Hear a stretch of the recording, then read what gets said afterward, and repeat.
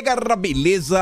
Como é que vocês estão? Meus amigos, hoje é o último dia do ano e também o último dia de um ciclo que se encerra, mas que não chega ao seu fim. Eu tô falando da direita, eu estou falando do governo Bolsonaro e, obviamente, no vídeo de hoje, quero tratar com vocês sobre a live do presidente, comentar algumas coisas, fazer alguns apontamentos que eu acho que são bem pertinentes, comentar algumas notícias também que envolvem a direita, mostrar mais algumas coisinhas extras, muita coisa para falar já neste primeiro tema. Hoje também, como é o último dia, não quero fazer uma retrospectiva do ano, isso vou deixar para amanhã, fazer uma live inclusive, mas quero traçar alguns paralelos, fazer algumas comparações, inclusive saíram algumas coisas bem interessantes. Primeira divulgação aí pelo Ministério da Economia de algumas medidas do governo atual, que a gente pode contrastar com uma entrevista de um cara que esteve no primeiro governo do Dilma e que agora está colocando a mão na cabeça, extremamente preocupado. E a Veja também fez um paralelo onde mostra as mudanças que teremos em todas as áreas, educação, saúde, questão de defesa pessoal e muitas outras coisas. E aí vamos ver o que o próprio consórcio tem para falar sobre tudo isso. Algumas coisas bem interessantes. Depois eu quero falar com vocês sobre a carreta furacão, mas algumas coisinhas aí bem pertinentes, algumas mudanças que eles estão tentando fazer, algumas frituras que já começaram. E se der tempo, e eu espero que dê, quero trazer um assunto, também falar um pouco de 2023. Mas vamos começar. Ontem o presidente fez o pronunciamento, fez uma live, começou mais ou menos aí às 10 horas da manhã, em um tom bem sereno. Bolsonaro, ao longo da live, inclusive, se emocionou, chorou, e eu sou bastante suspeito para falar, mas antes até de eu comentar, tem aqui o Paulo Eduardo Martins, conviveu bastante aí com o Bolsonaro, deputado federal, deputado da base, tentou se eleger senador, ficou em segundo lugar, inclusive por conta das tais pesquisas. Ele fala o seguinte: Jair Bolsonaro apanhou mais do que qualquer outro brasileiro no exercício de um mandato, talvez mais do que qualquer outro homem. A estrutura é muito mais complexa do que a mente, a vontade e os sentimentos de um homem. Agradeço ao presidente Jair Bolsonaro por tudo. A luta é longa e é nossa. O Rafael Gloves fala o seguinte: Bolsonaro não é covarde. Esse cara viveu mais ou menos 1.500 dias de pesadelo em sua vida. Iniciando pela tentativa de tirarem sua vida, poucos segurariam o fardo que ele sustentou. Com tanta sabotagem, falsos aliados e governando durante uma das maiores pandemias da história e ainda um conflito na Europa. Ninguém, às vezes, para pensar nisso. O Fábio Van Garten, também é suspeito de falar, né? Tipo o Paulo Eduardo Martins, mas talvez seja pior porque fez parte do governo. Fala que o presidente Jair Bolsonaro evidenciou as dificuldades, ausências de apoios, relembrou os principais feitos do seu governo, brigou muito pela sua vida e pelo Brasil nos últimos 4 anos. Certamente a direita conquistou seu espaço e seu compromisso com o povo brasileiro por conta disso. E antes de traçar qualquer comentário, para colocar aqui já um adendo, e aí fala muita coisa, o antagonista soltou uma nota, que é um pequeno resumo de uma parte que saiu na live. Então aqui é só porque eu não encontrei o recorte. Seriam alguns recortes, né, para dar play, aí dá play, mostra para vocês, aí comenta, fala de Bolsonaro. Então como aqui tá basicamente o que eu queria mostrar, foi o que mais chamou minha atenção e o que eu acho que tem de mais relevante. A nota é a seguinte: Bolsonaro, o mundo não acaba em 1º de janeiro. Não tem tudo ou nada. Não é tudo ou nada, não é 8 ou 80. O presidente alertou aos apoiadores, que ele considera maioria dentre os eleitores, que é preciso negociar forças e buscar apoio político. Às vezes, para deixar a cadeira, né, Bolsonaro falou o seguinte, que o Brasil não vai acabar dia 1º de janeiro. Enfatizou em transmissão ao vivo sobre balanço de governo e análise de cenário político. O presidente alertou aos apoiadores que ele considera a maioria dentre os eleitores que é preciso negociar forças, buscar apoio político, né, repetindo. Ele também falou o seguinte, abre aspas, mesmo dentro das 4 linhas, você precisa ter apoio. Todos somos responsáveis. Não é o caso de ficar atacando instituições, grupos, seja o que for. Bolsonaro enfatizou a necessidade de união entre os 3 poderes e lembrou que o Congresso eleito está, em maioria, posicionado à direita. O parlamento que volta é um parlamento mais conservador de direita, mais independente do executivo. E aí, gente, tem muita coisa pra gente comentar. Ontem circulou bastante nas redes sociais algumas postagens, inclusive, do professor Olavo de Carvalho, Tem uma postagem dele de 2016 que falava o seguinte: em 2016, ele falava: quem aí está gritando Bolsonaro 2018 ainda não entendeu que ter apenas a cereja do bolo não muda o bolo inteiro. É preciso conquistar espaços na máquina pública, através de cargos concursados, ONGs, sindicatos, a mídia, a comunicação, as artes, o teatro. Tudo isso é necessário para chegar ao poder e ter o poder, os meios de ação. Tem outro comentário também que ele fala que acho que já é ao longo do governo Bolsonaro, onde ele frisa a importância de ter uma base de apoio. Assim, o que é que vocês esperam que Bolsonaro faça sem apoio disso, sem apoio daquilo outro, etc, tudo mais? São diversos grupos, interesses diferentes. Quando a gente para e olha o governo, e inclusive os debates dentro da própria direita, percebam o seguinte: mais ou menos na metade deste ano, várias pessoas conseguiam, por exemplo, explicar o motivo de Bolsonaro estar no PL. Antes disso, era um caos, qualquer possibilidade. No início, acho que no final do ano passado, algumas pessoas já conseguiam explicar, por exemplo, a importância de Bolsonaro dialogar com outros setores no Congresso, na Câmara e Senado. As pessoas conseguiam explicar, assim, de forma bem simples, que uma PEC, no final do dia, que toda grande reforma normalmente passa por uma PEC, ela não depende de Bolsonaro. Não é que Bolsonaro não quer fazer uma reforma tributária, uma reforma administrativa, isso, aquilo, outro, a reforma da Previdência. Isso passa por uma discussão no Congresso. E ainda que o presidente ele mande um texto, né, discuta, tenha um apoio do povo, as coisas não funcionam assim. São 308 votos em 2 turnos, mais a boa vontade do presidente da Câmara de colocar para votar, mais a questão dos relatores, mais os deputados não querendo colocar enxertos, retirar coisas, fazer vetos. É todo um processo. No Senado são 49. E as pessoas às vezes não conseguiam entender isso. Então imagine um cara que ele chega ao poder e as pessoas dizem, mas tinha um povo. Em determinados momentos, o apoio popular ele não consegue interferir a ponto de conseguir mover toda a máquina estatal. E isso eu estou falando do final de 2021. Como explicar para diversas pessoas no Brasil, em 2019, por exemplo, da importância de trazer alguns grupos para conseguir aprovar a reforma da Previdência? Lembram como foi o caos em 2020, quando Bolsonaro começa a fazer uma aproximação com a turma aí do próprio PL, a turma dos republicanos, a turma do PP, começa a jogar inúmeras pedras em Bolsonaro, sempre exigindo dele uma desenvoltura para fazer e acontecer sem ter o domínio da máquina, sem os números necessários para isso. E ao longo desse processo as pessoas resgatavam os vídeos antigos de Bolsonaro, uma participação dele no Pânico, onde ele dizia: quando eu for eleito, se eu for eleito, eu vou ter que dialogar com quem estiver lá. Então eu espero que a população escolha bons deputados, bons senadores. Extremamente complexo o lidar com a máquina política. Várias indicações que Bolsonaro fez para cargos visto como chave, cargos no âmbito do judiciário. As pessoas às vezes não conseguiam entender alguns nomes no primeiro momento. Teve pessoas também que não entenderam no segundo momento. Beleza, é do jogo. Mas algumas pessoas começaram a tentar entender essas nuances. Mas por que esse nome? Eu só falo, cara, não é só qualquer nome. O nome tem que passar. E muita gente falava, que não passa então, mas não vamos dobrar os joelhos, não vamos nos curvar. Sendo que às vezes a política ela não se resolve na força bruta, no fórceps. As pessoas também falam, mas teve aquele caso ali, já era para ter feito alguma coisa, etc.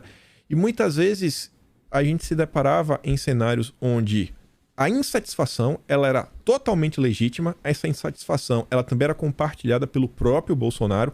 Bolsonaro é aquela típica pessoa que não consegue esconder o que ele está pensando, ele não tem essa capacidade, ele não tem, ele mesmo se coloca tudo para fora.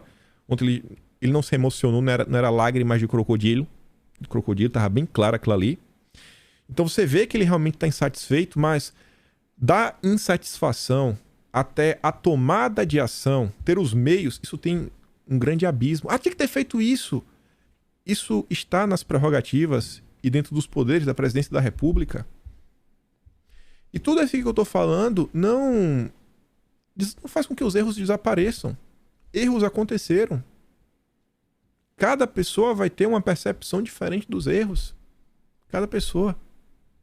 Com certeza, a forma que vocês pensam vai ser diferente da forma que eu penso, por diversas razões. A forma que eu penso vai ser diferente da forma que outra pessoa pensa, que outro jornalista pensa, que um político pensa, que fulano, ciclano, beltrano, movido aí pelas mais diversas percepções de vida, como experiência, né? Quanto tempo a pessoa viveu, maturidade, o entendimento que as coisas funcionam, a quantidade realmente de conhecimento da situação, né? Quanto tempo está acompanhando, quão perto esteve dessa aproximação, você estava lá dentro, estava realmente vendo em loco o que estava acontecendo, não, você viu meio que de forma indireta, você acompanhou através dos noticiários, etc. É diferente, você está como falar, quem viveu na pele, estava lá, ou estava nos bastidores da vida, com quem estava consumindo notícia aqui ou notícia colar. Então são percepções completamente diferentes. Obviamente, várias coisas você vai encontrar um denominador comum que as pessoas vão falar, não, beleza, isso aqui realmente tem que melhorar. Isso daqui a gente errou. Isso aqui a gente melhorou. Bolsonaro, no final do dia, ele é um homem, como qualquer pessoa comum. Qualquer pessoa comum, eu entendo a insatisfação de diversas pessoas. Tem muita gente extremamente chateada com o Bolsonaro, extremamente triste com o Bolsonaro. Poxa, presidente, esperava alguma coisa, esperava uma reação, esperava isso, esperava aquilo outro. Todo mundo entende. Mas volto a falar, é extremamente complicado. Tem um momento na live que Bolsonaro, inclusive, fala que ele ficou recolhido por um tempo e estava tentando alguma coisa. E eu acho que Bolsonaro realmente estava tentando alguma situação. Quando você olha, por exemplo, para o próprio PL, o PL entrou com algumas medidas, aí, alguns questionamentos, inclusive está sendo punido por isso.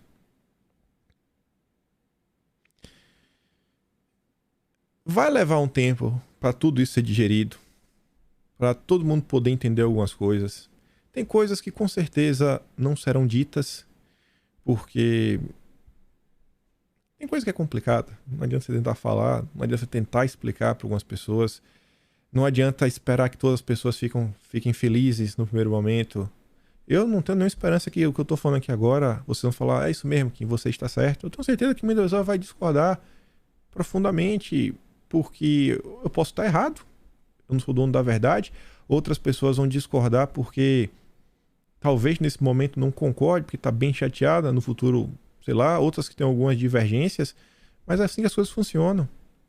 Um ponto que eu acho que é bem relevante é essa questão que o Brasil não vai acabar. Eu já tive essa experiência no passado, eu achei que ia acabar. Eu, inclusive, deixo o Brasil por causa disso. Eu achei que era o fim. Eu achei, literalmente, que a reeleição da Dilma Rousseff era o fim do Brasil. Isso daí, inclusive, pode ser até um sintoma. Quantos de vocês estão acompanhando a política realmente desde lá de trás? Tem muita gente que começou a acompanhar a política depois de 2018. Muita gente só ia a partir de 2020. Tem gente que começou a seguir Bolsonaro em 2021. Começar a entender o que está acontecendo. Pessoas que despertam diariamente, semanalmente, mensalmente para o que está acontecendo no país. E ainda tem muita gente para ser desperta. Isso é inegável. Você pegar aí o somatório de todos os canais, todos, inclusive os canais assim, jornalísticos, de empresa, você pegar todos. Você vê no final do dia, em usuários únicos, eu falo para vocês, sem medo de errar, não bate 15 milhões de pessoas. Não bate 15 milhões de pessoas. Até Samuel, não bate 20 milhões. Você pega todos os canais, assim, usuários únicos. Porque tem muita gente que escreve em fulano, ciclano, botando, babate de si. Então, um tem 1,5 milhão, ou tem, sei lá, 700 mil, mas às vezes os 700 mil de uma pessoa, todos estão inscritos no outro canal de 1,5 milhão. No final do dia são 20 milhões. Olha quantos eleitores nós possuímos no Brasil. Por mais que uma pessoa receba algum tipo de vídeo no WhatsApp aqui e acolá, as pessoas ainda não acompanham. Muitas pessoas ainda não entendem a importância desse dia a dia e como a política ela influencia na vida delas. Elas acham que, às vezes, o presidente da República é aquele cara que aperta um botão, ele aumenta o preço. Ele aperta outro botão, o preço cai. Aperta um botão, o salário sobe. Aperta outro botão, o salário desce. E fala, meu Deus, mas é tudo corrupto? É tudo igual? Nada muda? Então, existe um longo caminhar para tentar trazer essas pessoas para perto. Um caminhar, inclusive, das próprias pessoas que já estão acompanhando e sempre tem uma coisa para aprender. Eu mesmo tenho inúmeras coisas que eu não faço a mínima ideia como funciona. A mínima ideia. Não faço a mínima ideia. E eu vou aprendendo assim conforme o tempo vai passando. Aqui não tem muita relação, mas só pra dar um exemplo. E não sei sem querer falar nada. Certa vez me perguntaram, acho que ano passado, você não vai ser político? Não pensa em votar no Brasil, etc. E uma das minhas respostas foi, eu não tenho capacidade para isso, eu não sei como a máquina funciona.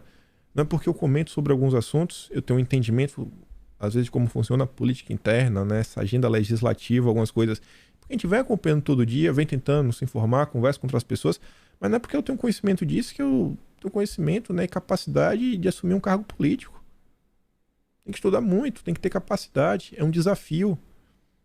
Às vezes é mais do que um desafio, é como se fosse um chamado. É uma oportunidade única na vida de você poder fazer algo que vai repercutir e pode assim, repercutir de forma positiva na vida de diversas pessoas. Você pode tornar a vida das pessoas melhor, muito melhor. Então, realmente, assim, é uma oportunidade única que as pessoas têm de escrever seu nome na história. A pessoa fala, cara, isso aqui eu ajudei a trazer, eu ajudei a fazer acontecer, pro melhor e pro pior. Então, tem muita coisa a ser feita. E esse cenário, voltando aqui, que o Brasil não vai acabar dia 1º, não sei se por realmente assim, um medo real, não sei se foi uma tentativa, às vezes, forçada de algumas pessoas. Eu acho, de verdade, que algumas análises passaram do ponto. Algumas análises passaram do ponto. Alguns posicionamentos. Às vezes, o jeito de se comunicar, isso pode impactar no emocional das pessoas. Ontem eu vi algumas postagens, inclusive das pessoas falando sobre a questão da própria vida. Perdendo assim, a vontade de viver, cogitando a possibilidade de não viver mais. Não sou coisa, eu não vou trazer esse tipo de conteúdo aqui, mas de jeito nenhum. E eu relato pra vocês, sempre relatando, pessoal, eu tô muito preocupado com as coisas que estão acontecendo. Não é pegar no pé, não é picuinha, não é nada pessoal com fulano, cicrano, beltrano. Não é. Realmente isso é uma preocupação com o que está acontecendo, por estar acompanhando. Tem muita coisa acontecendo que às vezes não está nas redes sociais, às vezes as pessoas não têm tempo de entender realmente o que se passa. Então, tem muita coisa a ser feita, tem um trabalho a ser feito. Acho que Bolsonaro, mais do que tudo, ele mostra que a direita no Brasil existe. A discussão de direita, ela se consolida com Bolsonaro, isso é inegável. É um legado que está acima de qualquer herança política, né, física, de infraestrutura, etc., até marcos históricos. Não, essa questão realmente é algo que envolve a vida humana, um despertar. Isso daí ninguém tira de Bolsonaro. E sou suspeito, mas de coração falo assim, sem medo de errar. Eu acho que Bolsonaro é a típica pessoa que tentou ser o melhor. Talvez ele não vai conseguir entregar o que as pessoas queriam. Talvez tenha realmente sim, dias tenebrosos, muito pior do que a gente está imaginando. Mas eu creio de coração que no que estava diante da possibilidade de Bolsonaro, por relatos de pessoas, por diversas coisas, que às vezes assim, não dá para acabar contando, mas por experiência própria, eu falo assim, eu acho que ele tentou de tudo. Se olhar para a cara dele, olhar como ele estava, o que ele estava falando, sei que é duro, sei que vai ter gente que vai discordar, mas é minha percepção. Não contem comigo para jogar pedras em Bolsonaro, é um covarde, é um frouxo, é isso, aquilo outro. Eu tenho uma percepção, sei lá. Eu acho que quando olho assim pra direita, eu não sou mais perto, não sou mais nada, mas eu acho que eu tento compensar algumas falhas, algumas coisas que eu talvez não tenha uma desenvoltura, né? Algumas fraquezas, eu tento compensar isso com disciplina, empenho, sabe, resiliência. Então eu tento pelo menos, se o cara, então beleza, tentar consumir a maior quantidade de informação todos os dias, de todos os veículos. Acompanhar as redes sociais. Monitorar microbolhas. Não tem nenhum aplicativo, né? Acaba sendo no olho. Leitura manual, vou botando aqui, criando algumas listas diferentes para tentar entender tudo que se passa. Conversa com uma pessoa, conversa com outra. Realmente tentar. Então, tento ter realmente sua opinião sempre lá, com diversas variáveis diferentes para tentar bater o martelo em algumas coisas. E quanto mais eu olho, mais gratidão eu tenho por Bolsonaro e por tudo que ele fez. E que eu sei que ele vai continuar fazendo.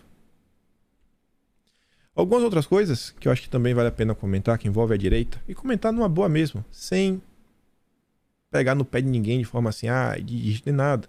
Mas acho que são alguns assuntos que realmente eles precisam ser debatidos, eles precisam ser superados para a direita continuar avançando, continuar fazendo um trabalho que ela já está fazendo. O Herbert comentou o seguinte: muitas análises nunca foram análises, mas sim estímulos para aumentar a adesão às ruas, para que a ruptura acontecesse. Daí o apocalipse que descreviam. Agora verão parte dessas pessoas mudando o discurso e vendendo soluções para que vocês sobrevivam ao fim do Brasil. Existe diferença entre análise de discurso e análise de fatos. O que mais se vê é análise de discurso, ou seja, das palavras do que alguém disse. Assim, é mais fácil interpretar e manipular o público, ainda mais agora que muitos precisam justificar que não deram falsas esperanças. Sobre essa questão de esperança, de não deixar as pessoas para baixo, acho que quem resume bem, em poucas palavras, esse seu aqui, G.L. Campos, ele diz: busque pela verdade, não pelo que mais te agrada. Dê um follow, né? Deixe de seguir, bloqueie todo mundo que mentiu para você. Não porque errou uma previsão, ou errou uma análise, mas quem jurou saber do plano. Cuide da sua saúde mental, porque muitos desses ludibriadores não têm mais cura. Você errar uma análise é a coisa mais normal do mundo. Você trazer alguns fatos, você colocar alguns números e você errar, é normal. Você fez errado. Não é isso que está se falando. Não é essa a minha preocupação. E eu não acho que essa deve ser a preocupação de vocês. Óbvio, quanto mais a pessoa acerta suas análises, melhor. Mas existem pessoas que durante esse período estavam mentindo propositalmente em busca de um engajamento, se defendendo de trás. Não, temos que levar esperança para o povo. Não é isso. Levar esperança é uma coisa. Você olha aqui, você fala, você realmente acredita com base em alguns fatos, mas as pessoas estão mentindo, gente. Estão mentindo. E isso está impactando muitas pessoas. Eu até vi algumas pessoas falando o seguinte: mas se você... Não conversando comigo, né? Eu vendo assim algumas discussões de pessoas falando. Uma pessoa falava: não sei quem tá mentindo, você não tá vendo o que tá acontecendo. Outra diz: mas então deixe de assistir. Só que a gente não pode ser assim. A direita, como é que a direita nasce? A direita nasce desmentindo o consórcio. A direita se tornou expert. Sai a notícia na imprensa com 5 minutos, já tá toda a ficha corrida do cidadão, dos envolvidos, mostrando todas as mentiras. 5 minutos. E agora a direita quer fechar os olhos para as mentiras, porque não, é da direita, é do bem. Não podemos seguir por esse caminho. Outro ponto que eu acho que também merece ser revisado e uma reflexão ser feita é alguns comportamentos dentro da direita também de querer colocar o pé na porta, sendo que quando a pessoa abrir a porta, você não vai ter o que fazer. Gritar por gritar não resolve. Pelo contrário, muitas vezes atrapalha. Esse caso a gente comentou ontem. O Flávio Dino aí, batendo no peito, colocando a foto de um guarda-chuva, que no final do dia era um guarda-chuva de pressão. Não era de grosso calibre, era de pressão. É basicamente um brinquedo. Você coloca na fazenda, coloca uma latinha e fica brincando. O antagonista fala o seguinte sobre esse caso. A pessoa gravou o vídeo e o investigado afirmou que o vídeo gerou ação, né, por brincadeira. Foi por brincadeira. Não tinha intenção de publicá-lo, mas que acabou postando de maneira não intencional no stories do WhatsApp. Olha a falta de responsabilidade, o que aconteceu. O suspeito também disse que não teve a intenção de ameaçar o presidente eleito, além do guarda-chuva de pressão. Tinha outra lá, uma furadeira, que possui na condição de CAC. E aí ele teve os seus bens apreendidos, as 2 ferramentas apreendidas. Será instaurado um inquérito policial para apurar os fatos. O autor do vídeo pode responder pelos delitos de ameaça e incitação ao crime. Tudo por causa de uma brincadeira. Era só uma brincadeira. Mas tem que ter responsabilidade. Tem que ter responsabilidade. E essa responsabilidade, ela tem que ser cada vez assim, mais intensa com os nossos representantes, com os nossos deputados. As pessoas que querem ser influenciadores, jornalistas também, elas precisam ter uma atenção, uma preocupação 5 vezes maior. É necessário. Não é igual. Quando você senta, você entende. Quando você toma o primeiro calorzinho, quando você toma aquela primeira porrada, você fala, ei, jogo é jogo, treino é treino. É diferente. É diferente. Não é só, não vamos nos curvar. Não é assim que a vitória ela vai chegar. Outra coisa que tem que prestar atenção, agora em 2023, isso daqui não é novidade. Esse sempre foi o interesse do MBL, do Nando Moura, do Nilo Gentili, do Mainardi. O Mainardi perdeu. Esse perdeu. Perdeu mesmo, desistiu. Mas essa turma, eles trabalharam para derrotar Bolsonaro, porque Bolsonaro... Pensa no sol. Pensa numa lâmpada, na verdade. Você tem uma lâmpada, você tem um sol. Cara, você pode ter a lâmpada mais forte do mundo. Do lado do sol, ela não ilumina nada. Nada. Não tem espaço para ela. O MBL tinha que derrotar Bolsonaro, derrubar Bolsonaro para poder existir. Ainda mais depois desse ano, de tudo que foi revelado pelo MBL, de toda aquela confusão da ida deles para a Europa. Isso porque a imprensa não se deu o trabalho de auditar as contas. Numa rápida auditoria que fizemos aqui, a gente viu a quantidade de confusão. Renan Santos e as fotinhas da Montanha Tatra, que ele inclusive apagou. Quem lembra da história sabe do que eu estou falando. E tá lá, ó, Bolsonaro mandou a real para sua militância, o Dilma vai assumir, ele não vai fazer nada. É o fim do mito do bolsonarismo para alguns. Para nós, é a chance de reconstruir uma direita mais capacitada para atender o que o povo precisa. Eu não acho que é o mito. Eu não acho que é o fim do mito. Eu acho que você pegar uma pessoa que sem o apoio da imprensa, sem nenhum apoio da imprensa, sem um apoio financeiro, sem o apoio de diversas classes, que era apenas um deputado do baixo clero, você enquanto essa figura, sem sindicato, sem movimento de rua, sem nada, você conseguir canalizar o sentimento de uma sociedade e liderar esse movimento, chegar em 2018, sobreviver, né, botou a mão, você conseguir chegar à presidência e mesmo com todos os grupos contra você, você conseguir fazer essa quantidade de entregas, isso não é normal. Isso não é normal. Ele pode ter 1001 defeitos, mas não é normal. É uma história que quem acompanhou sabe que não tem explicação lógica. Eu falo, no mínimo, faço isso daí para não puxar muito o saco.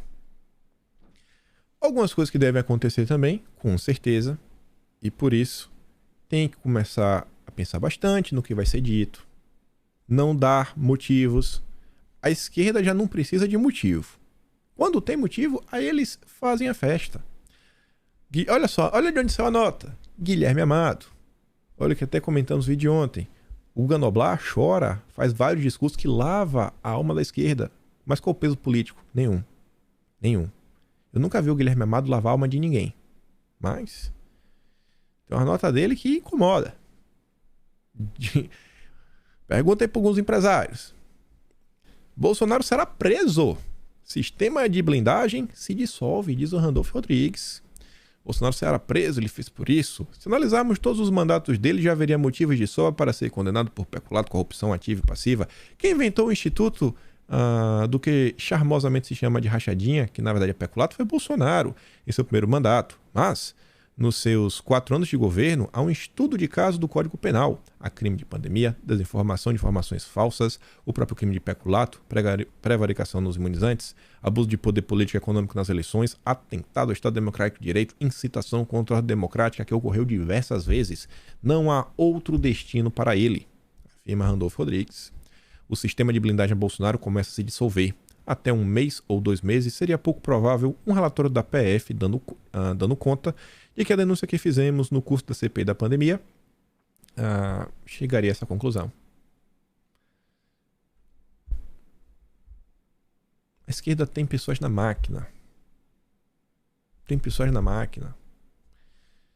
Eu não cobro nada da população. Eu acho que a população faz muito mais do que é necessário. Mas ela tá assim, né? Eu acho que muitas pessoas aí do povo, eu acho que isso também não é cobrar, né? Eu acho que quando a gente olha a situação do brasileiro, desejar que vários de vocês passem em concursos públicos, na verdade desejar o melhor, né? Concurso aí para trabalhar na Polícia Federal, né? Um delegado da PF, o cacau é bom, não é ruim não. Ainda mais quando você compara com a realidade do brasileiro.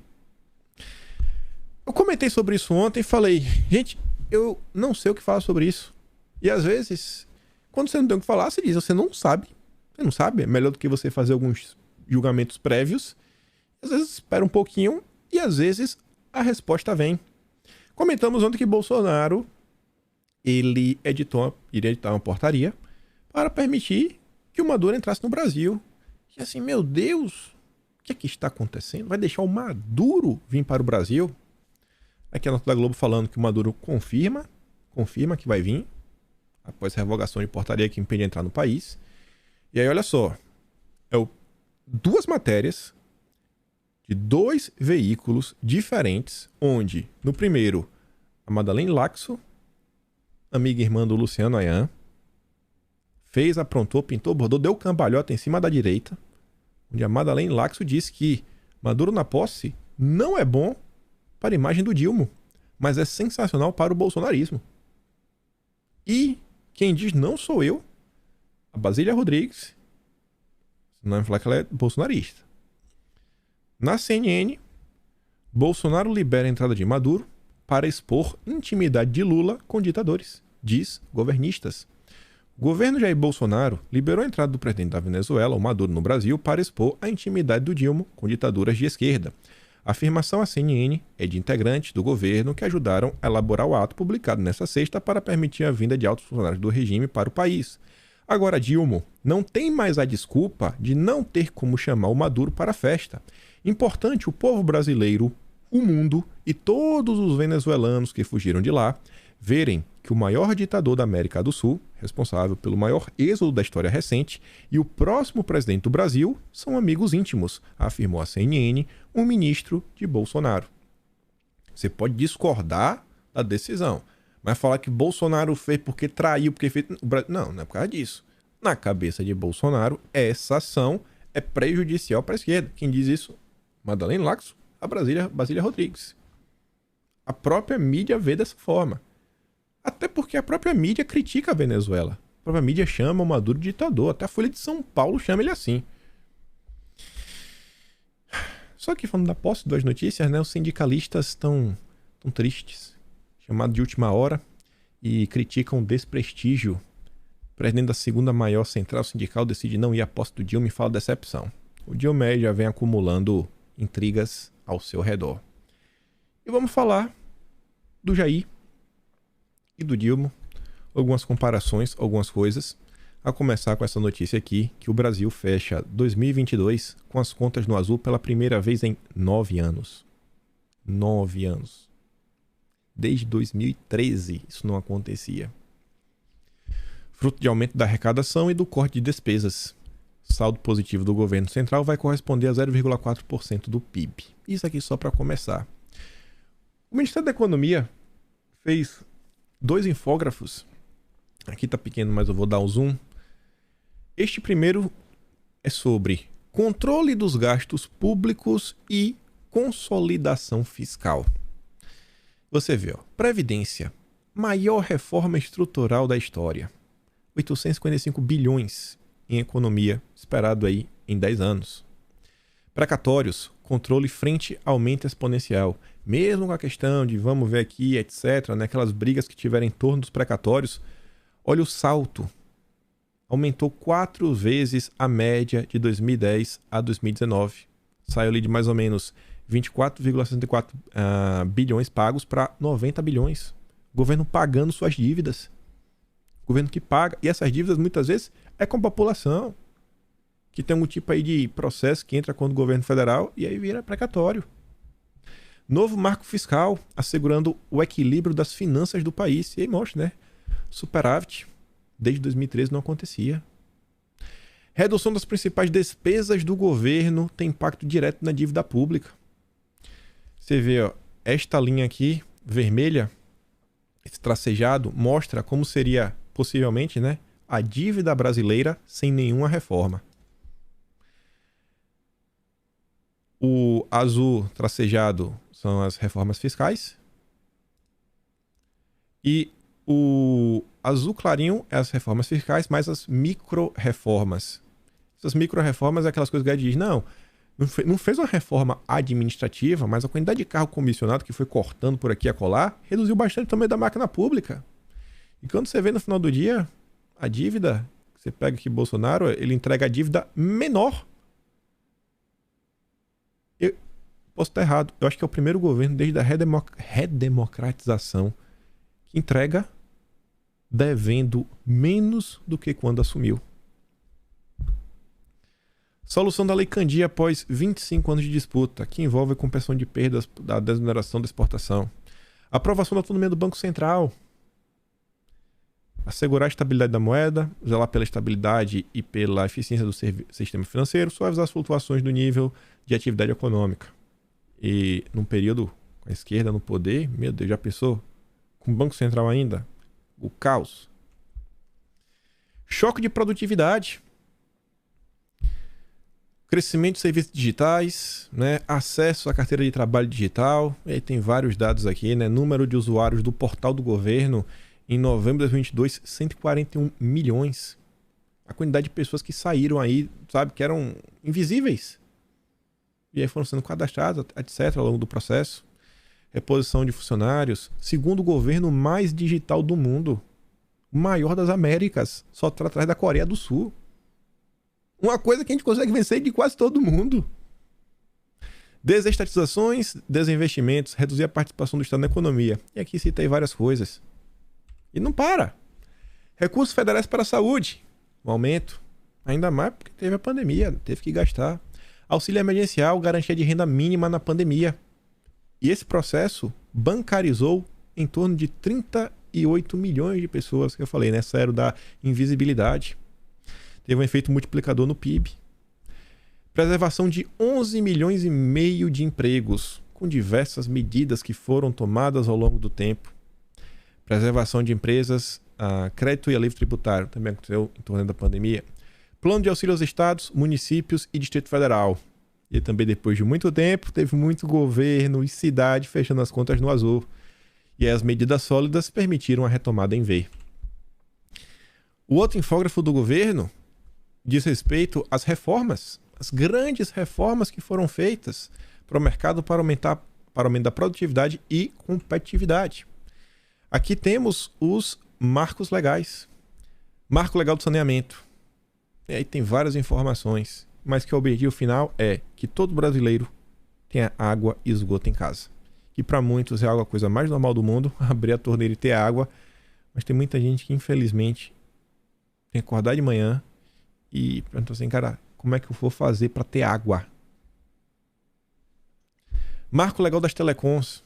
Aumentou, sabe, o PIB, etc. Acesso das pessoas à internet como um todo. Dois marcos que juntos têm como objetivo um reequilíbrio da matriz logística brasileira, que é predominantemente, né, rodoviária. Várias rodovias, que inclusive foi um trabalho fenomenal não, né? Fez muita coisa. Sempre dá para melhorar.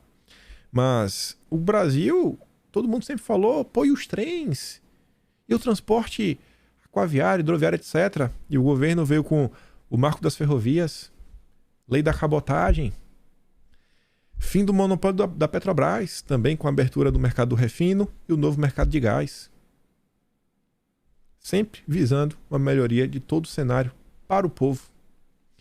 Modelo de concessões mais atrativo ao setor privado. Expectativa de investimento só no primeiro trimestre. O governo nem está mais aí.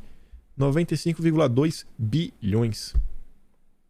Entre 2019 e 2022, expectativa 941 bilhões. Mais 184,2 de outorgas, né, os bônus. Bate mais de um tri.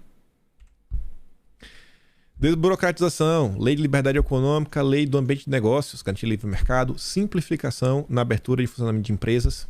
Tem empresa agora abrindo em menos de 24 horas, facilitação do comércio exterior, aumento da proteção aos investimentos minoritários, maior facilidade e previsibilidade na entrada de novas empresas no mercado, democratização do acesso ao crédito, novas linhas de crédito, inovação e tecnologia, marco legal das startups, regulamentação do setor, PIX, o PIX, o tão famoso PIX, abertura comercial, redução horizontal de 20% do imposto de importação e alguns acordos comerciais, desburocratização das importações e exportações, Corrente de comércio recorde, reforça o cenário positivo da economia. Ainda tem a questão do protagonismo internacional no que diz respeito à segurança energética e alimentar. Esse foi um assunto que foi tema central no ano de 2022, continua sendo tema central, ainda mais quando a gente olha para a Europa, o que está acontecendo, todo aquele conflito. Enquanto o mundo está desesperado, o Brasil aumentou em operação 40 mil, né, megawatts, e a projeção 2022-2027, 63 mil, onde a gente deve alcançar em torno de 93% da matriz energética brasileira de fontes renováveis. E todo mundo apontando o dedo para o Brasil, que o Brasil não cuida do meio ambiente. Ninguém tem um código florestal igual ao do Brasil. Ninguém. Se você falar para uma pessoa que se você comprar uma terra no Brasil, na região da tal Amazônia, você tem que preservar mais de 80%, eu vou falar que... Como assim? Você não pode usar a sua própria terra? Não pode. Não tem lugar nenhum. E o que falar do agro, né? O que falar nem precisa falar. A economia já colhe os resultados das reformas e das medidas implantadas. Coloca aí a recuperação da taxa de investimentos, as medidas, etc. Além de tudo isso, tem uma que me toca até um pouco mais, porque dinheiro é bom, dinheiro faz diferença, mas tem algumas coisas que o dinheiro não paga. Não paga, que é você cuidar das pessoas de verdade. É o cuidar. É você emancipar as pessoas. É você dar liberdade para elas. A capacidade das pessoas realmente lerem. A pessoa, quando aprende realmente a ler e entender o que ele está lendo, que é um grande problema, muitas vezes ela se torna autodidata. É a chance dela de sair, né, dessa metanarrativa que é criada todo dia pela oposição. O governo federal foi o primeiro na história que criou uma secretaria só para lidar com a alfabetização. Talvez seja a secretaria que desempenhou o maior trabalho e melhor durante esses 4 anos. Aos trancos e barrancos, no ministério complicadíssimo. Eles estavam lá o tempo todo. Ministros caindo e a turma da Dalin seguia lá. Um trabalho baseado na ciência, do início ao fim e em evidências. E eles entregam um relatório final. O Nandalin colocou esse vídeo. Esse vídeo eu vou mandar para vocês lá no Telegram. Onde o Fábio Gomes, que ficou agora no lugar do Nandalin nesse final, nas últimas 2 semanas, basicamente, onde mostra, por exemplo, acho que é o tempo de aprender. Putz, agora eu acho que o nome do programa é o tempo de aprender. Mas que mostra o seguinte, o programa aplicado pelo governo, e são programas que inclusive o próprio governo tenta avaliar para ter uma métrica e saber se está dando certo. Porque se não está dando certo, vamos mudar. Esse programa mediu que em regiões vulneráveis tem 22% a mais de chance de ser um leitor quando a criança ela está inserida nesse programa, comparada com escolas que estão fora do programa. E em regiões não vulneráveis, de 22% pula para 27%, ou seja, com base em dados mostrando a eficiência de um projeto. E eu achei a conversar, né, com até o Fábio depois. Essa certificação foi feita por uma empresa que até a própria turma da esquerda respeita. É um instituto sério que realmente lida com a educação. E se ganha aqui, só quem sabe o valor é um pai ou uma mãe. Só um pai e uma mãe. Até a Veja ontem soltou uma nota. Não concordo com tudo, a gente vai mostrar aqui algumas coisas que pega algumas áreas-chave para mostrar as mudanças. Em poucas palavras, como um lado vê as coisas e como o outro lado vê. Coloca as mudanças radicais na troca de governo, tamanho do Estado. A Veja reconhece. Com Bolsonaro, privatizações, reformas liberais, defesa do enxugamento do Estado, redução de custos. Já com Dilma, valorização das estatais, revisão de reformas e defesa do poder público como indutor do desenvolvimento econômico. E não a valorização assim, vamos cuidar bem delas. Não, porque não dava lucro. O agigantamento do Estado. Um Estado maior para você bancar. Política fiscal. Com Bolsonaro, teto de gastos. Mesmo que desrespeitando o final do governo, ainda assim, teto de gastos. E enxugamento das despesas. Já o Dilma, Uma nova âncora fiscal que tentará contemplar o equilíbrio das contas do governo com o aumento de investimentos na área social. Conversa. No fim vai dar errado. A própria turma dele, dos liberais, como Armínio Fraga, já está botando a mão na cabeça. Na educação, Bolsonaro. Pautas conservadoras como homeschooling, escola militar, escola sem partido, foram definidas por ministros influenciados pelo olavismo ou sua religião. Ou seja, né, o cristianismo tem vez. O cristianismo tem vez. O Estado é laico, mas a turma tem religião. Já com Dilma, com Camilo Santana, a pasta deverá priorizar uma óptica progressista sobre o ensino, com ênfase na alfabetização. Sério, com ênfase na alfabetização. Essa turma é baixa, né? E recomposição orçamentária de universidades e programas de pesquisa. ênfase deu Bolsonaro, que até uma secretaria específica para isso ele criou. A ênfase da esquerda é aumentar orçamento. Tudo envolve dinheiro. Ferramentas. Com Bolsonaro, facilitação da posse e porte, né? Também de munições. Discurso em defesa da importância. Já o Dilma, revogação de normas editadas por Bolsonaro, retomada, né? Vai pegar o que está de volta na mão do povo para serem destinados às forças de segurança. Vai tirar de tua mão para dar para o Estado. Meio ambiente. Bolsonaro. Tiro fiscal da cola do produtor. Flexibilização nas leis. Desmonte da estrutura de fiscalização. Defesa. Ele defende, ó, defesa da exploração das áreas preservadas. Ele fala o seguinte, que o índio devia ser apto a explorar a terra dele. Explorar, tirar o sustento. Isolamento, viu? Bolsonaro que isolou o Brasil na comunidade internacional. Não foi a imprensa suas narrativas. Já com Dilma, revogar. É desfazer. Desfazer o que o Bolsonaro fez. Estado, né? Volta de demarcação de terras. Tinha encerrado. Combate ao garimpo e desmatamento. Saúde. Agora que é o melhor. Né? Para Bolsonaro. Negacionismo. Ideologização. Má gestão, que foi comandada por 4 ministros diferentes durante o governo, inclusive o general. Nossa, eu não sei qual é a diferença, qual é que tem demais. Já com Dilma, com Nízia Trindade, que conduziu a Fiocruz. Ganha espaço à ciência. Sim, eu nem vou ler o resto, né? E o final que é bom. Retomada dos mais médicos. Eita, a turma de Cuba deve estar dando cambalhota. Militares. Ocupação em massa de cargos no governo Bolsonaro, influência de generais no Planalto, discursos ideológicos envolvendo as forças. Já com Dilma, desmilitarização, dispensa de 8 mil ocupantes, despolitização dos quartéis. Ministro da Defesa será um civil, primeira vez desde 2016. Direitos humanos. Fundamentalismo religioso. Proselitismo moralista e a visão conservadora que marcaram a gestão de Damares. Bom, acho que os cristãos, em sua grande parte, se sentiram contemplados. Já com Dilma, uma visão mais progressista. A gente sabe o que é, né? Incluindo apoio a pautas identitárias. Turma woke deve estar muito feliz. A pasta está comandada pelo filósofo Silvio Almeida, militante da causa antirracismo. Cultura. Guerra cultural contra a esquerda, tocada por bolsonaristas radicais. Críticas a financiamentos públicos, como a Lei Rouanet. Acabou a mamata. Já com a esquerda, recriação do Ministério, retomada da política de incentivos públicos, Fundação Palmares, né, colocar um etc. Está se falando do orçamento histórico, né, 10 bilhões. Relações externas, isolamento, né, sempre isolamento. Produziu trombadas diplomáticas com os comunas, Europa, Estados Unidos, vizinhos sul-americanos. Já o Dilma, reaproximação com a América Latina, incluindo as ditaduras de Cuba, Nicarágua e Venezuela, África, Ásia, Europa e a nova política dos Estados Unidos e organismos como a ONU. Dá tempo de comentar ainda. O duro alerta do BTG ao futuro governo. O BTG está falando o seguinte. O banco faz projeções preocupantes para o ano que vem. Primeiro ano do mandato do Dilma. Esperamos que o resultado primário se deteriore fortemente no próximo ano. Previsão é caos.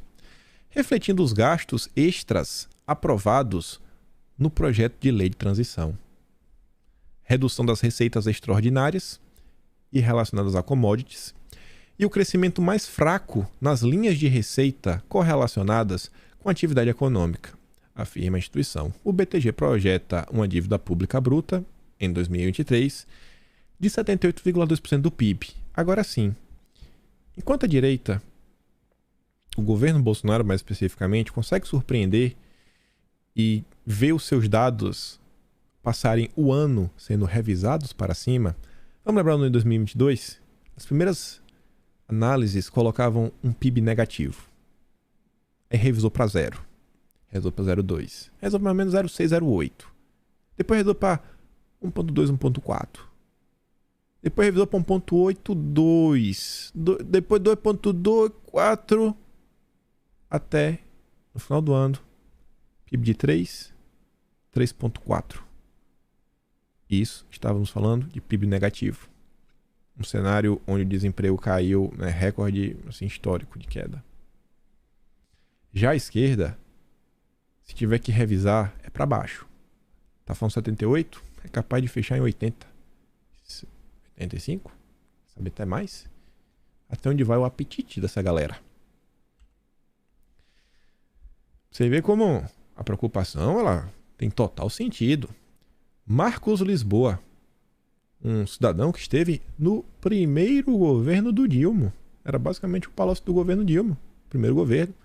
Existe risco de uma crise severa no Brasil. A matéria primeiro traz um pequeno resumo falando o seguinte: um dos principais nomes da área econômica do primeiro governo Dilma, Marcos Lisboa, avalia que o Brasil está no caminho de uma nova crise severa se o governo não adotar um freio de arrumação. E não vai adotar esse freio. Na leitura dele, o país lida com um cenário preocupante de descontrole de gastos públicos e enfraquecimento das regras fiscais.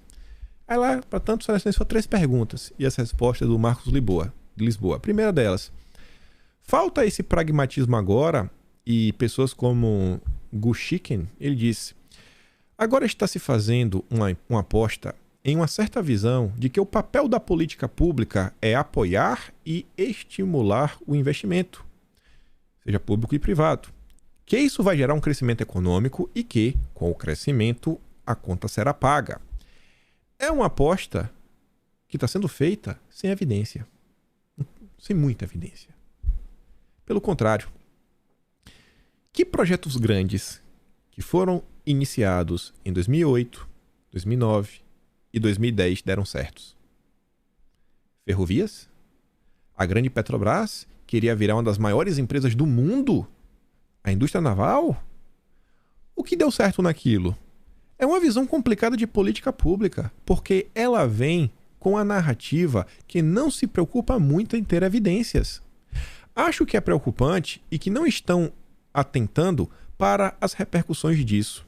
O Brasil é um país que tem uma volatilidade imensa há algumas décadas. Isso custa crescimento. Essa irresponsabilidade com a política pública tem um custo social imenso. Está todo mundo falando disso. A turma que é progressista, né? A turma do bem da esquerda, está todo mundo falando que vai dar errado. Mas a teimosia não deixa. Não deixa. O senhor vê alguma sinalização positiva do governo? Tem alguma coisa boa no Dilma? Uma única coisa? Não tem. A maior esperança é o pragmatismo de uma parte da liderança da esquerda se as coisas começarem a desandar. A esperança tá assim, ó. Dá errado e a turma ser pragmática. Quando começar a dar errado, é a única esperança que existe. Mas vai dar errado. Se ficar nesse discurso de nós contra eles, o mercado contra a gente, essa falácia de que o mercado é um sindicato, alguém que a gente negocia, não existe isso. O mercado é composto por pessoas, fundos de investimentos, de previdência, que têm a obrigação de cuidar dos recursos de quem vai se aposentar, seus investidores, fundos de pensão. Por enquanto, então, não tem nada que o senhor acredite está indo na direção correta. Nada! E o Marcos Lisboa responde. Tem um histórico que mostra que quando dá muito errado, o pragmatismo aparece. Mas a dúvida é, vão reconhecer os erros rapidamente ou vão demorar a reconhecê-los? E eu tenho a resposta, eles nunca vão reconhecer. Nunca, nunca. Como eles nunca reconheceram. Como a Dilma foi golpe, sem um L, golpe. G-O-P-I, golpe. Foi golpe. Sobre erros, e até falando no sinal Previdência, o mercado está preocupado. É o futuro das pessoas que trabalharam uma vida para quando ficarem velhinhas, poder ter um mínimo de conforto, Pra curtir os netinhos? Assim, tudo dá para ser melhorado. Eu não tenho essa dúvida. Mas, quando eu vejo o senhor Carlos Lupe com um histórico estranhíssimo, procurem como foi a saída dele. Porque ele deixou de ser ministro no passado. Se teve algum escândalo na época. Quero propor conselho para discutir cada item da reforma da Previdência. A direita falou, explicou, avisou. Não, isso não vai acontecer não, etc. Eles vão desfazer tudo que foi feito. O futuro ministro não detalhou quais pontos da reforma pretende rever. Não detalhou, não? Lupe disse ainda que uma de suas primeiras iniciativas é zerar a fila do INSS. Tá, beleza. Eu tenho muito medo. Tudo pode ser melhorado, mas quando é com a esquerda, eu tenho medo. Quer um exemplo? Ele concedeu entrevista para o Estadão. Lupe diz que fila do INSS é desafio e avalia propor mudanças em reforma da Previdência. Olha a preocupação dele. Se é com o cidadão ou se é com tirar o dinheiro do cidadão. O que você acha absurdo? Ele fala assim, essa questão da mulher, etc, tudo mais. É lá pra frente. Outra coisa importante, temos que fazer com que as pessoas contribuam. Olha o que é importante, você tem que contribuir, viu? Você tem que dar o seu dinheirinho. Ah, mas eu quero ter uma previdência minha, privada, eu quero trabalhar, eu quero ter o dinheiro agora, eu acho que ter o dinheiro agora é melhor pra mim. Não, você tem que contribuir. Liberdade é coisa dos malucos da direita. Com a esquerda não tem liberdade. A gente sabe o que é melhor pra você. Em serviço informal, você tem que criar um sistema mais fácil para contribuir. Ele quer a todo custo. Tem que contribuir. Hoje, o Uber trabalha em casa e ninguém contribui para a Previdência. É o dinheiro que se deixa de arrecadar. Olha qual é a preocupação. Em vez de pensar que a Previdência é prejuízo, tem que pensar que é um investimento e como melhorar a arrecadação. Se terminar no investimento, tudo bem. Assim, é um investimento a longo prazo.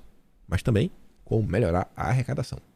Tirar dinheiro. Vamos pegar. Dinheiro. Vamos. O Estado inchado. Precisa do dinheiro para pagar as contas. Pagar a vida boa para político. Ai. E como aqui tem 57 minutos, eu não vou comentar sobre a carta do furacão, que eu quero falar um pouco ainda de 2023 e abrir um parênteses, até pedir desculpa, porque normalmente não faço isso, né? Falar de mim mesmo, mas também porque ninguém fala de mim, né? Pô, quero compartilhar com vocês, eu fiquei muito feliz de coração. Sei lá, e isso aqui não aconteceria se não fosse a audiência de vocês, todo o engajamento que vocês me dão, etc, tudo mais, então sou extremamente grato. Ontem eu recebi um texto que uma amiga minha que mandou, eu não tinha visto. Uma amiga minha mandou, que é de um senhor chamado Reinaldo Polito. Esse senhor, depois eu fui até pesquisar, o cara tem realmente mais de 3 décadas, acho que tem 34 anos que ele trabalha no âmbito do jornalismo, e ele dedicou uma coluna para falar do trabalho aqui do canal e tudo. Ele diz o seguinte: todos os dias, logo pela manhã, vejo o programa de Kim Paim, uma palavra sensata como fonte de informação. Ele começa falando o seguinte: há cerca de 3 décadas, escrevo regularmente para vários veículos de imprensa. Meus textos tratam de política, economia, carreira, comportamento e comunicação. É uma grande responsabilidade. Se eu me equivocar em um simples dado, além do risco de comprometer a credibilidade, poderia desinformar os leitores que me acompanham há tanto tempo. Por isso, preciso estar sempre atualizado, especialmente com notícias sobre política e economia, que são os temas mais sensíveis. Recorro aos jornais, revistas, noticiários de rádio, TV e canais da internet. Nos últimos tempos, entretanto, tenho redobrado o cuidado. Por mais correto que seja o meio de comunicação, há risco de que suas informações estejam contaminadas na origem. Eu me lembro da confusão, e ele fala exatamente da questão da Polícia Federal, na matéria que Bolsonaro leu da Exame, e gerou todo aquele caos. E o senhor Reinaldo fala o seguinte: com o intuito de garantir a autenticidade das informações ao fazer pesquisas, leve em conta uma fonte que considero confiável para buscar e checar as notícias mais recentes. Logo pela manhã, assisto pelo YouTube ao programa diário de Kim Paim. É um jovem engenheiro baiano, de viés liberal conservador, que vive na Austrália. Ele faz um trabalho de boa qualidade. Pega 3 ou 4 temas mais relevantes do dia e escarafuncha a internet de cabeça para baixo. Pesquisa as fontes primárias, compara as opiniões dos mais diferentes jornalistas e analisa o que cada um deles diz hoje em contraponto com o que disse em épocas anteriores. Dessa forma, mostra as coerências e contradições existentes no noticiário. Só depois é que interpreta e comenta os fatos. Jamais ultrapassa a linha do bom senso e do comedimento. Em nenhum momento apela para o sensacionalismo. Ao contrário, está constantemente censurando quem se vale desse expediente rasteiro. Talvez seja por esse motivo que tenha participação frequente no programa Pânico, da Jovem Pan. Palavra sensata, equilibrada, arrazoada, a respeito de assuntos normalmente conturbados. Durante 1 hora todos os dias, ouço atentamente suas exposições. Anoto os fatos mais significativos para que possam servir de base para consultas posteriores. Quantas vezes, até contrariando informações de órgãos respeitados da imprensa, confiei nos dados transmitidos por ele. E, no final, depois de esclarecidas as notícias, chegaram à conclusão de que ele tinha razão. Eu fico muito feliz com isso, né? Tá certo e a imprensa está errada.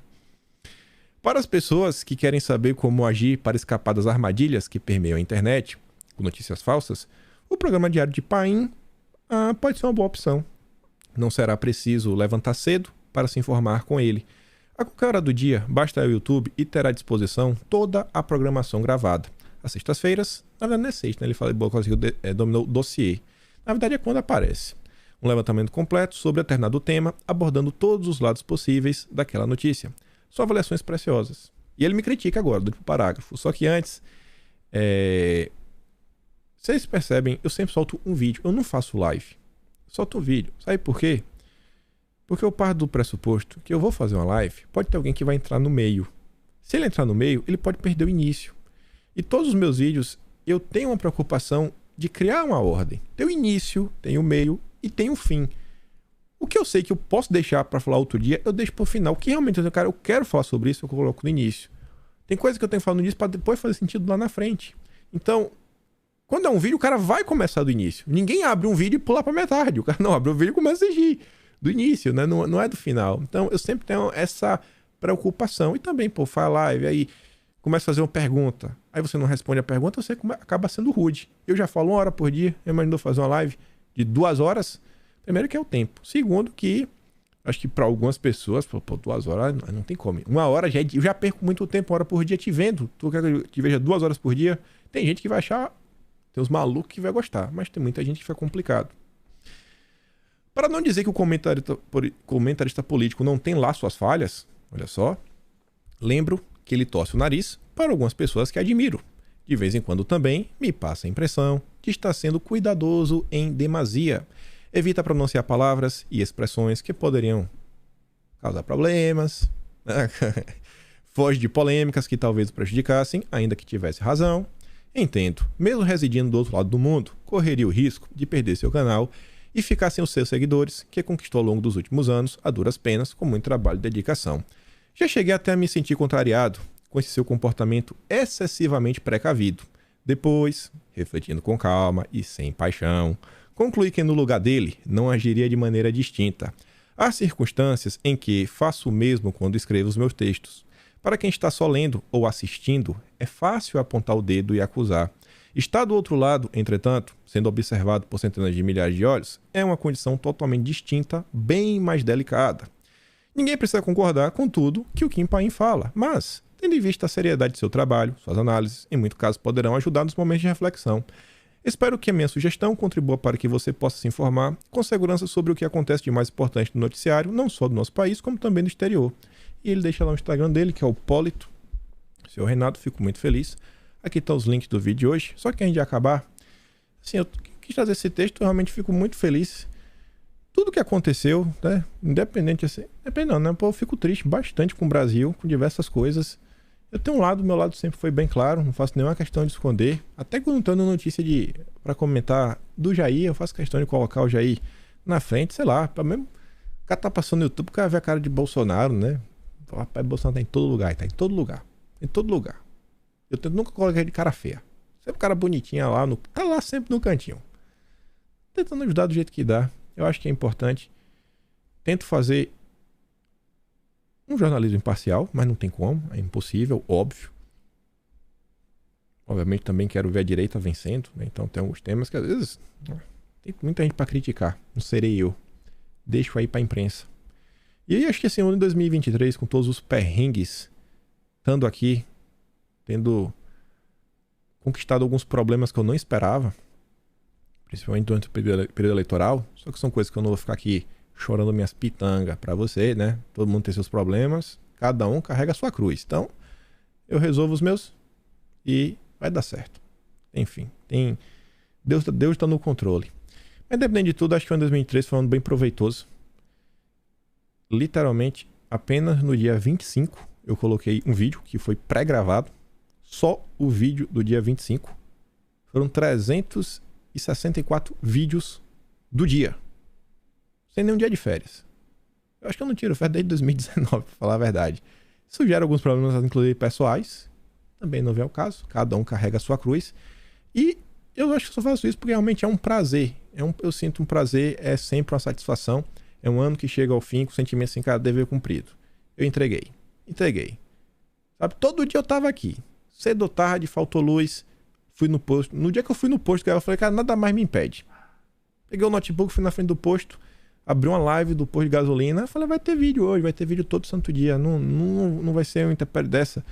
Semana, dia desse aí também, como faltou luz, perdi tudo. Falei, não, vou abrir uma live, vai ter vídeo, não vai ficar sem. O áudio tava ruim, grava de novo. Sabe, eu acredito de verdade na força da informação. Eu acho que isso pode fazer diferença. Começo a entender a diferença também do que é ser jornalista, o que é ser apenas um comentarista, o que é ser um líder de militância, o que é ser um político. E tentar encontrar, né, o seu lugar, que não significa que você é melhor ou pior do que fulano, ciclano, beltrano. Não, cada um tem sua função. Se todo mundo fizer a mesma coisa, a gente tá perdido, né?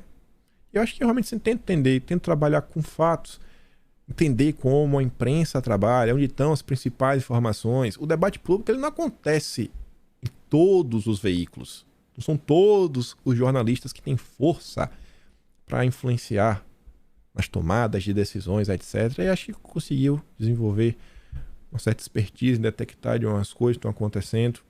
Acertamos muita coisa, erramos também, né? Faz parte do jogo, mas sempre tentando acertar, sempre tentando basear as informações em algumas coisas. Sempre tentando também evoluir alguma besteirinha aqui ou colar, pequenas coisas. Seja, sei lá, tentar estar um pouco mais bonito. Não sou tão bonito assim, né? Tentar também um pouco mais arrumadinho, botar um colete que seja... Você lembra como era o cenário antigamente, né? Metade marrom, metade deixava preto e branco. Mas acho que assim, o fundo todo desfocado dá uma ideia de continuidade um pouco maior. Pequenos detalhes, sei lá. Sempre tentando, né, melhorar uma coisinha aqui, ó, colar. Esse ano, realizei um sonho de verdade. Poder aparecer no Pânico. Graças a vocês também. Então, tenho que também agradecer vocês por isso. Falando quase 1h10, então tô me alongando demais. Quem for mais ou menos aqui minha idade, eu vou fazer 32 agora em janeiro, quem tiver até seus 40 anos, possivelmente assistiu o Pânico, né? Deve lembrar de todo mundo. Vesgo, Silvio, Bola, toda aquela turma e falar, cara, mesmo não sei, né? O programa de humor que era no passado, etc. Eu pude participar do Pânico, não uma vez, várias ao longo desse ano. Realmente assim, uma coisa, uma realização pessoal que vocês me deram. Tudo o que está conquistado, não acho que foi assim, eu conquistei. Eu realmente, pessoal, não é para agradar vocês, de coração. Eu acho que nada disso seria possível sem o engajamento de vocês. E se eu sou comedido em alguns momentos, se eu às vezes descer a desejar, peço desculpa também, óbvio. Às vezes sempre sei que dá para melhorar, às vezes sou comedido demais, mas eu sempre estou pensando lá na frente. O que fazer? Eu acho que eu tenho uma habilidade de também aprender com o erro dos outros. Eu vejo o que acontece com algumas pessoas e que é injusto. Ontem tivemos aí mais pessoas também, etc., que foram vítimas de diversas coisas. E eu falo, cara, talvez, ainda que eu fale menos, mas eu continuo falando. O que durar até o fim vence. Então eu vou tentar pelo menos durar até o fim. Sobreviver. Literalmente sobreviver. E numa boa, acho que dá para comentar uma coisa ou outra, trazer alguns pontos diferentes, alguns questionamentos, no final do dia somar. Eu disse para vocês, né, eu gosto de vencer, já falei isso no passado algumas vezes.